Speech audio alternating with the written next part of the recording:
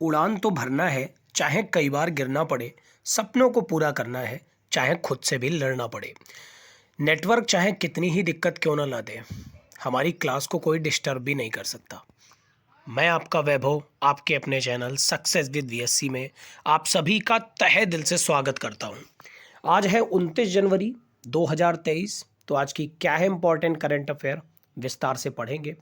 इससे पहले जितने भी लोग लाइव आ गए हैं वो लोग एक एक बार शेयर कर दें, जिससे ज़्यादा से ज़्यादा लोग लाइव क्लास में जुड़ें, और एक एक बार लाइक बटन पर प्रेस जरूर कर दें। शुरू करेंगे आज की पहली और इम्पॉर्टेंट करंट अफेयर के साथ।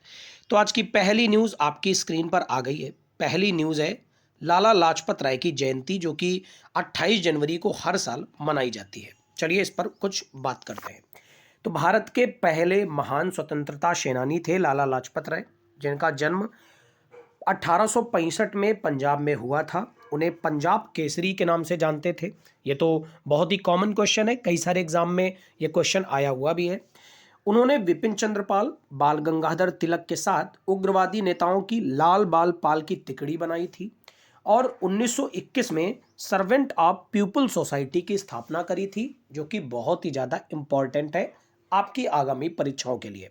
एक बार फिर से एक एक पॉइंट जान लीजिए। लाला लाजपत राय की जयंती 28 जनवरी को मनाई गई। भारत के पहले स्वतंत्रता सेनानी थे, पंजाब में जन्मे थे, पंजाब केसरी के नाम से जानते थे। लाल बाल पाल की तिकड़ी में विपिन चंद्रपाल, बाल गंगाधर तिलक और लाला लाजपत राय थे। 1921 में सर्वेंट ऑफ पीपल सोसाइटी की इन्होंने स्थापना करी थी। तो ये थी आज की पहली और इम्पॉर्टेंट न्यूज़। अब इम्पॉर्टेंट डे से रिलेटेड न्यूज़ थी, तो मैं कुछ इम्पॉर्टेंट डे यहाँ पर डिस्कस करूँगा। याद करिए मेरे साथ ही साथ, 1 जनवरी को डीआरडीओ डे अपना स्थापना दिवस 65वां मनाया था, यानी डिफेंस रिसर्च डेवलपमेंट ऑर्गेनाइजेशन। बता दीजिए कौन है इसके वर्तमान में अध्यक्ष। 4 जनवरी को लुई ब्रेल की याद में ब्रेल लिपि जिन्होंने खोजी थी, अंधे लोगों की लिपि, लुई ब्रेल डे मनाते हैं। 6 जनवरी को दामोलकर पत्रकार थे महाराष्ट्र के, जिनकी याद में पत्रकारिता दिवस महाराष्ट्र में मनाते हैं। 9 जनवरी को प्रवासी भारतीय दिवस मनाते हैं, क्योंकि गांधी जी 1915 में इसी दिन दक्षिण अफ्रीका से वापस लौटे थे। 10 जनवरी को विश्व हिंदी दिवस और विश्व हास्य दिवस के रूप में मनाते हैं। 12 जनवरी को स्वामी विवेकानंद जी की 160वीं जयंती इस बार मनाई गई और राष्ट्रीय युवा दिवस के रूप में मनाते हैं। 15 जनवरी को मनाते हैं इंडियन आर्मी डे। और नेवी एयरफोर्स डे किस दिन मनाते हैं, अब ये कमेंट कॉलम में आप जल्दी से बताइए। इसके अलावा बात करें तो स्टार्टअप डे किस दिन मनाते हैं, ये भी आप कमेंट कॉलम में बताइए। इसके अलावा 23 जनवरी को सुभाष चंद्र बोस की जयंती के अवसर पर पराक्रम दिवस मनाया जाता है। 24 जनवरी को नेशनल लेवल पर गर्ल चाइल्ड डे मनाते हैं। 25 जनवरी को मतदाता दिवस मनाते हैं। 26 जनवरी को गणतंत्र दिवस मनाया गया और इसके अलावा अंतर्राष्ट्रीय सीमा शुल्क दिवस मनाया गया। 27 जनवरी को हम लोगों ने प्रलय स्मरण दिवस मनाया और अब 28 जनवरी को लाला लाजपत राय की जयंती का दिन मनाया जाता है। उम्मीद करता हूं यहाँ तक के सारे पॉइंट आपने अच्छे तरीके से कवर कर लिए होंगे। सारे इंपॉर्टेंट डेज भी मैंने आपको डिस्कस कर लिए हैं। चलिए बढ़ते हैं आज की अगली न्यूज़ की तरफ। अगली न्यूज़ एक और इम्पॉर्टेंट डे से है। क्या है न्यूज़, आइए इस पर प्रकाश डालते हैं। अगली न्यूज़ है डेटा प्राइवेसी डे, जो कि 28 जनवरी को मनाया जाता है। हर साल 28 जनवरी को विश्व स्तर पर यह दिवस मनाया जाता है। साल 2023 इस दिन का 17वां संस्करण है। इस उत्सव की शुरुआत 2006 में यूरोप की परिषद द्वारा करी गई थी और 28 जनवरी वह दिन चुना गया था जिस दिन डेटा प्राइवेसी डे मनाया जाएगा, क्योंकि यही वो दिन था जिस दिन यूरोप की डेटा सुरक्षा सम्मेलन कन्वेंशन 108 की परिषद खोली गई थी। समारोह का उद्देश्य क्या रहा, तो डेटा सुरक्षा के अधिकार के बारे में जागरूकता बढ़ाना इसका उद्देश्य रहा। और सबसे इंपॉर्टेंट होती है किसी भी डे की थीम, इसकी थीम रही है थिंक प्राइवेसी फर्स्ट। तो एक बार फिर से देख लीजिए, डेटा प्राइवेसी डे 28 जनवरी को मनाया गया और 17वीं बार इसको मनाया गया। थीम रही है थिंक प्राइवेसी फर्स्ट। तो ये थी आज की दूसरी इंपॉर्टेंट न्यूज़। उम्मीद करता हूं आपने अच्छे से कवर कर ली होगी। चलिए बढ़ते हैं अगली न्यूज़ की तरफ। अगली न्यूज़ बहुत ही ज़्यादा इंपॉर्टेंट है। अगली न्यूज़ है भारत में इंपॉर्टेंट एक डे मनाया गया और ये डे एक प्रोग्राम के रूप में रहा। Sea feeds the world programme भारत में मनाया गया है। भारत में पेप्सिको और केयर की परोपकारी शाखा पेप्सिको फाउंडेशन द्वारा सी फीड्स द वर्ल्ड कार्यक्रम शुरू किया गया। इस कार्यक्रम का उद्देश्य स्थायी प्रशिक्षण और आर्थिक सहायता के माध्यम से छोटे स्तर की महिला उत्पादकों की भूमिका को मजबूत करना है। इस कार्यक्रम को पश्चिम बंगाल के कूच बिहार और अलीपुरद्वार जिलों में कार्यान्वित किया जाना है। इस कार्यक्रम का लक्ष्य 48,000 से अधिक महिला की स्थिति में सुधार लाना है। तो भारत में सी फीड्स द वर्ल्ड प्रोग्राम आयोजित किया जाना है, याद रखिएगा। बढ़ते हैं अगली न्यूज की तरफ। अगली न्यूज है यूनेस्को से। यूनेस्को क्या है? तो United Nations Educational Scientific Cultural Organisation. कहाँ पड़ता है हेडक्वार्टर? तब तक कमेंट कॉलम में बताइए। हालांकि मैं भी यूनेस्को के बारे में चर्चा करूंगा, लेकिन उससे पहले आप कमेंट कॉलम में बताइए कि यूनेस्को का आखिर हेडक्वार्टर कहाँ पड़ता है। आइए इस पर अब चर्चा करते हैं। यूनेस्को ने यूक्रेन के ओडेशा को डेंजर साइट में एक विश्व धरोहर घोषित किया है। तो संयुक्त राष्ट्र शैक्षिक वैज्ञानिक और सांस्कृतिक संगठन यानी यूनेस्को ने ओडेशा को रूसी हवाई हमलों से खतरे का सामना करने के लिए नामित किया है। ओडेशा काला सागर पर स्थित एक ऐतिहासिक केंद्र और रणनीतिक बंदरगाह शहर है। महारानी कैथरीन ने ओडेशा की स्थापना करी थी। उसने 1794 में तुर्क साम्राज्य से इस क्षेत्र को छीन लिया। महत्वपूर्ण स्थल के रूप में है वोरोसोस्की पैलेस, ओडिशा में एक खूबसूरत तुर्की महल है। तो याद रखिएगा, यूनेस्को ने यूक्रेन के ओडिशा को डेंजर साइट में एक विश्व धरोहर के रूप में घोषित किया है। बात यहाँ पर यूनेस्को की विश्व धरोहर खतरे की सूची के बारे में है, तो कुछ आओ इसके बारे में बात कर लेते हैं।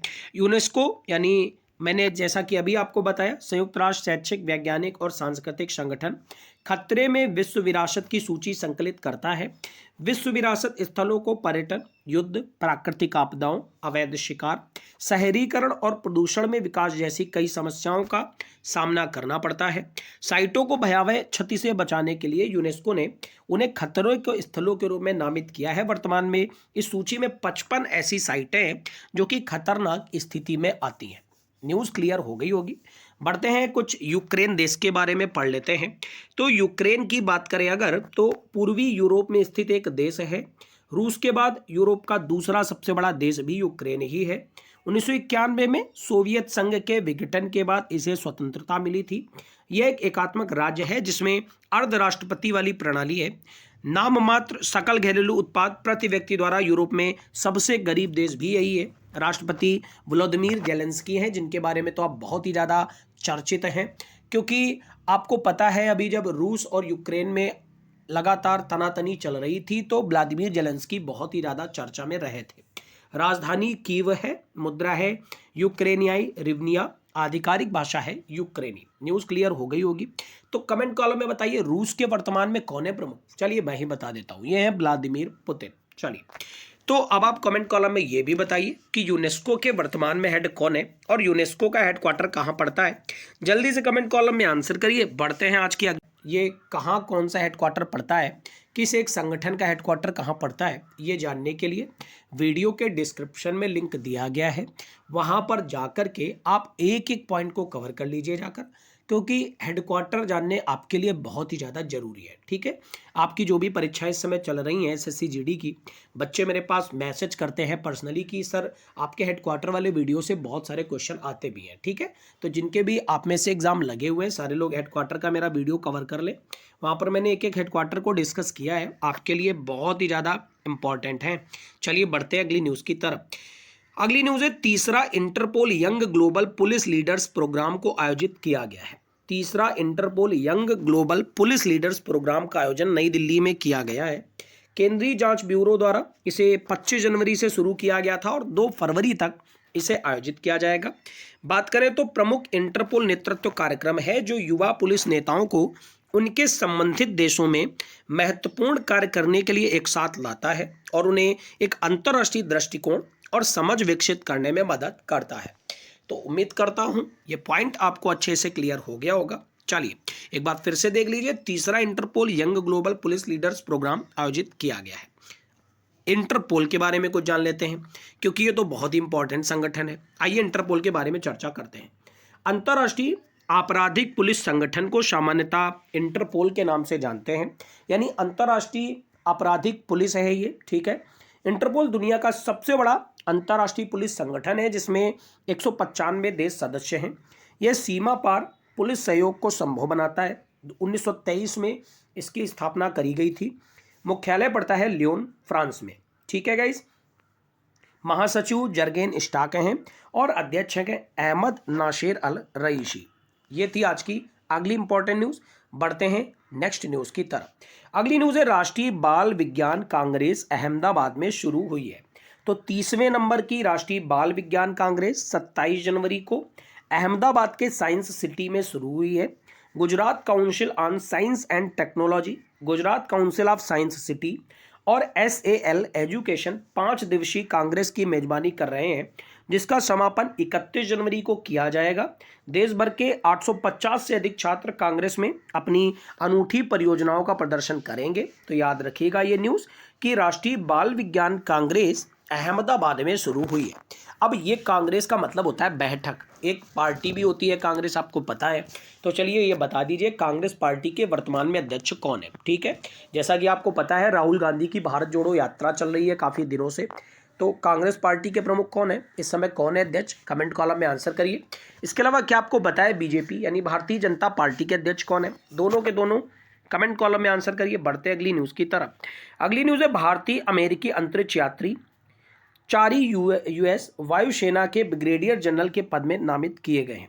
तो भारतीय अमेरिकी अंतरिक्ष यात्री राजा चारी को जनवरी में वायुसेना ब्रिगेडियर जनरल के पद के लिए अमेरिकी राष्ट्रपति जो बाइडेन द्वारा नामित किया गया है। वर्तमान में कमांडर और अंतरिक्ष यात्री national aeronautics and space administration यानी NASA Johnson space centre Texas America के रूप में कार्यरत हैं। उन्होंने नवंबर 2021 में अंतर्राष्ट्रीय अंतरिक्ष स्टेशन यानी ISS के लिए नासा SpaceX क्रू 3 मिशन के कमांडर के रूप में भी कार्य किया हुआ है। तो याद रखिएगा भारतीय अमेरिकी अंतरिक्ष यात्री हैं राजाचारी, जिनको US की वायुसेना के ब्रिगेडियर जनरल पद के लिए नामित किया गया है। तो क्या आप जानते हैं भारतीय वायुसेना के प्रमुख कौन है? मैं आपको बता दूं जनरल विवेक राम चौधरी है। भारतीय नेवी के प्रमुख कौन है? तो यह R हरि कुमार। तो क्या आप जानते हैं इंडियन आर्मी के प्रमुख कौन है? अब ये आप कमेंट कॉलम में बताइए। इसके अलावा तीनों सेनाओं का एक प्रमुख भी होता है CDS यानी चीफ ऑफ डिफेंस स्टाफ।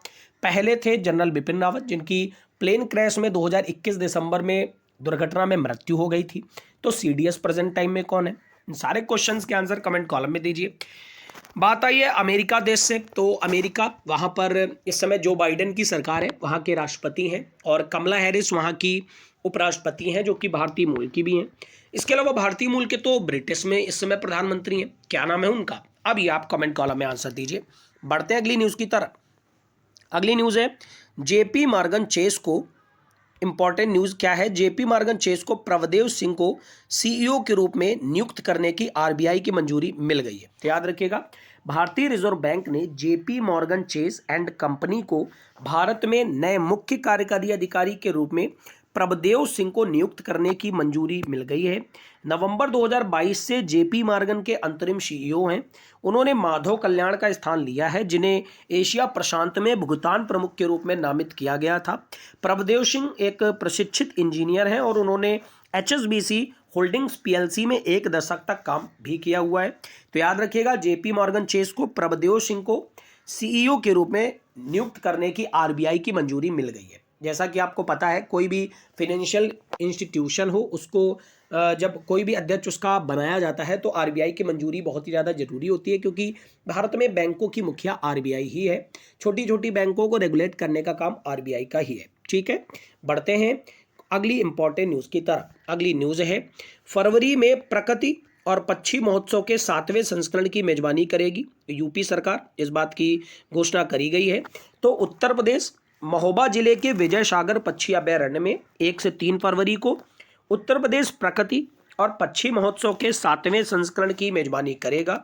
इस महोत्सव का उद्देश्य प्रकृति आधारित इको टूरिज्म को प्रेरित करना और उसमें तेजी लाना तथा उत्तर प्रदेश के जैव विविधता से भरपूर वन्यजीव रिजर्व और अभयारण्यों की सराहना करना है। महोत्सव का मुख्य फोकस क्षेत्र प्रकृति संरक्षण के लिए इको टूरिज्म रहेगा। तो न्यूज़ इंपॉर्टेंट है, याद रखिएगा कि फरवरी में प्रकृति और पक्षी महोत्सव के 7वें संस्करण की मेजबानी करने जा रही है यूपी सरकार। बढ़ते अगली न्यूज़ की तरफ।